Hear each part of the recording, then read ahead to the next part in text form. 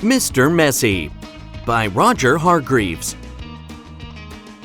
Mr. Messy was the messiest person you've ever met in your whole life. He looked messy because he was messy in everything he did. You could always tell where Mr. Messy had been because he left a trail of messy fingerprints wherever he'd been.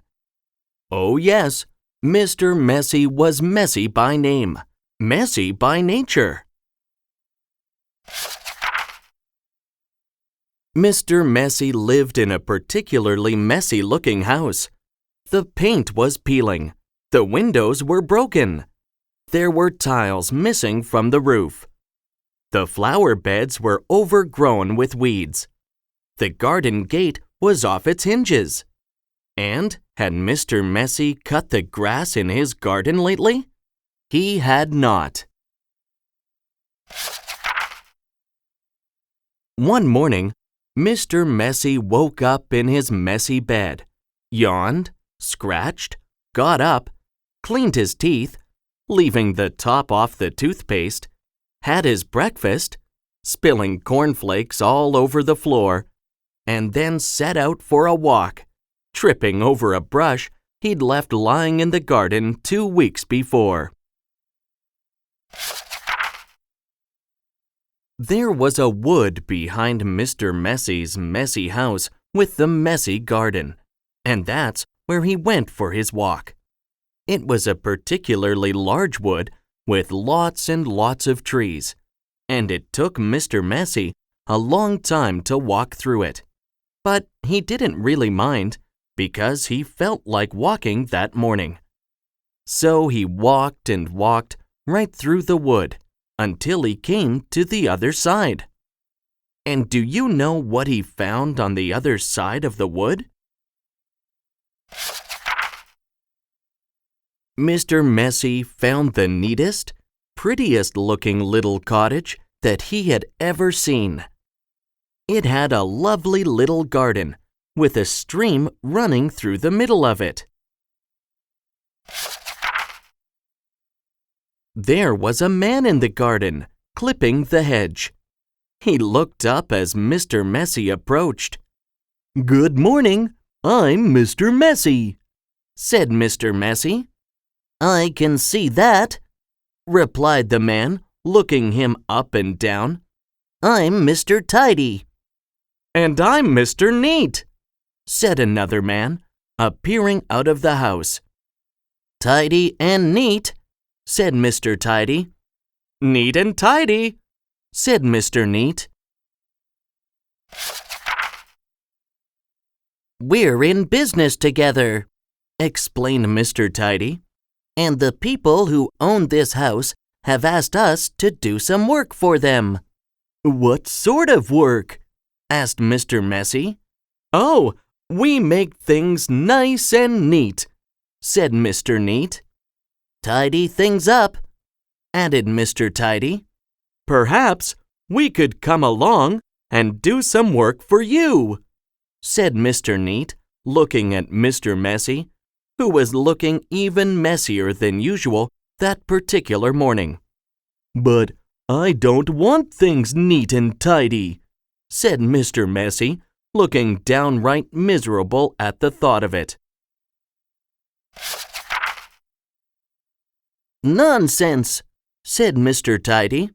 "Fiddlesticks," said Mr. Neat. "But," said Mr. Messy. "Come along," said Mr. Neat. "Off we go," said Mr. Tidy. But, said Mr. Messy. "But nothing," said Mr. Neat, and bundling him into their van, which was parked behind the house, off they went to Mr. Messy's house at the other side of the wood. "Good heavens!" said Mr. Neat when he saw where Mr. Messy lived. "Good gracious!" added Mr. Tidy. "This is the messiest house I have ever seen in all my born days," they both said together at the same time. "Better do something about it," said Mr. Neat. And before Mr. Messy could open his mouth, the two of them were rushing here and there about Mr. Messy's house. Mr. Neat hoed and mowed and pruned and snipped and clipped and cleared and dug and made the garden look neater than it had ever looked before.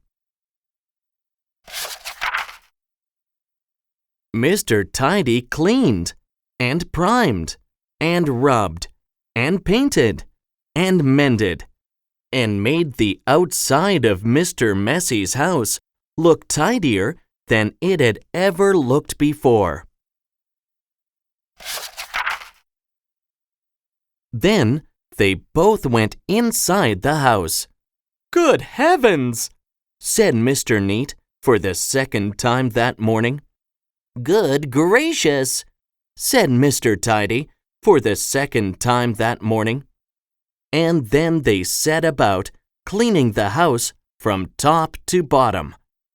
They brushed and swept and polished and scrubbed and made the inside of the house look neater and tidier than it had ever looked before. "There we are," said Mr. Tidy. "All finished," said Mr. Neat. "Tidy and neat," said Mr. Tidy. "Neat and tidy," said Mr. Neat. Mr. Messy just didn't know what to say. Then they both looked at Mr. Messy. "Are you thinking what I'm thinking?" Mr. Neat said to Mr. Tidy. "Precisely," replied Mr. Tidy. "What we're both thinking," they said together to Mr. Messy, "is that you look much too messy to live in a neat and tidy house like this." "But," said Mr. Messy. But whatever Mr. Messy said was no use, and Mr. Neat and Mr. Tidy whisked him off to the bathroom upstairs. It had been the messiest room in the house, but now, of course, it was neat as a new pin. Then Mr. Neat got hold of one of Mr. Messy's arms, and Mr. Tidy got hold of the other arm, and they picked him up and put him straight into the bath. Mr. Messy wasn't used to having baths.